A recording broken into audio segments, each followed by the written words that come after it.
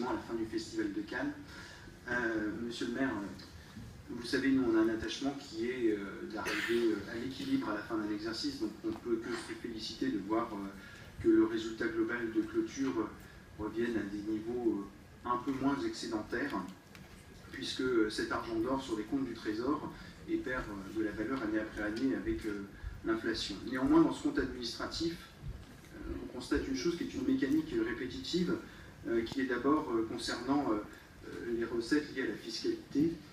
Sur la section de fonctionnement, une sous-évaluation qui finit par être répétitive et qui conduit à faire un surplus de recettes de 2,5 millions d'euros qui crée mécaniquement de l'excédent sur cette section de fonctionnement. De la même manière, on constate année après année une surévaluation en revanche des dépenses qui crée elle aussi un delta mécanique qui cette année s'élève pour les dépenses réelles de fonctionnement à 6,7 millions d'euros, ce qui crée mécaniquement un delta de 9,2 millions d'euros par rapport au budget voté.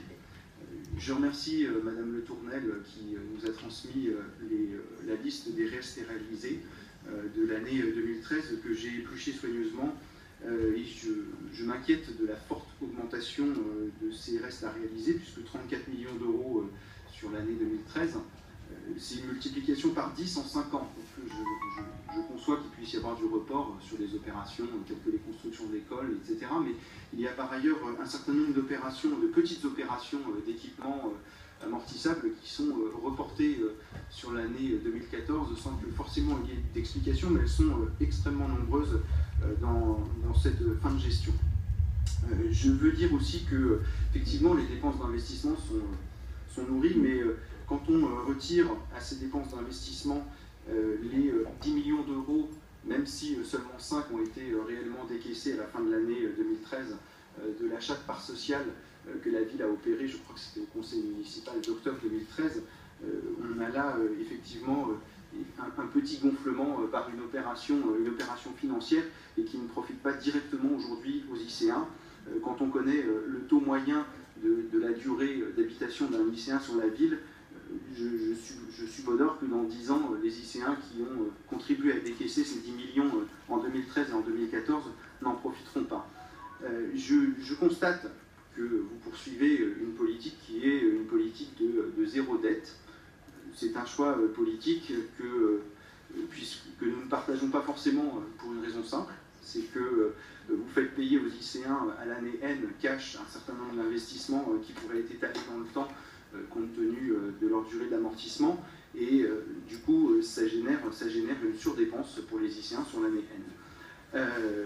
Donc mécaniquement compte tenu du niveau d'investissement en 2014 et du manque d'opérations nouvelles qui vont être lancées, on va accroître cet excédent budgétaire à la fin de l'année 2014 et donc on va continuer sur ce même trend-là.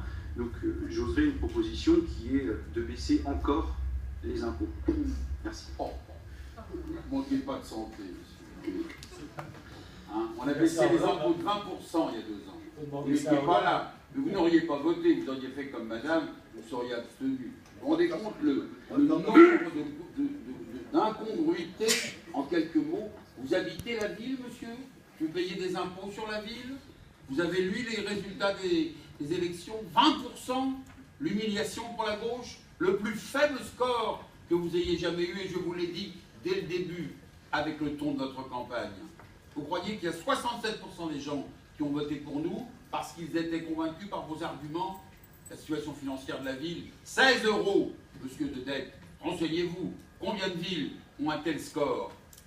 Et vous nous dites mécaniquement, vous avez prononcé le mot mécaniquement. Eh bien, monsieur Pujalon, la finance, l'administration locale, c'est pas mécanique.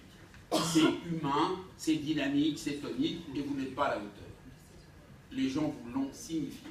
Madame Le Tournel, j'ai pris certainement une partie de votre temps de parole. Effectivement, je vais reformuler d'une manière complémentaire ce que vous venez de dire, c'est-à-dire que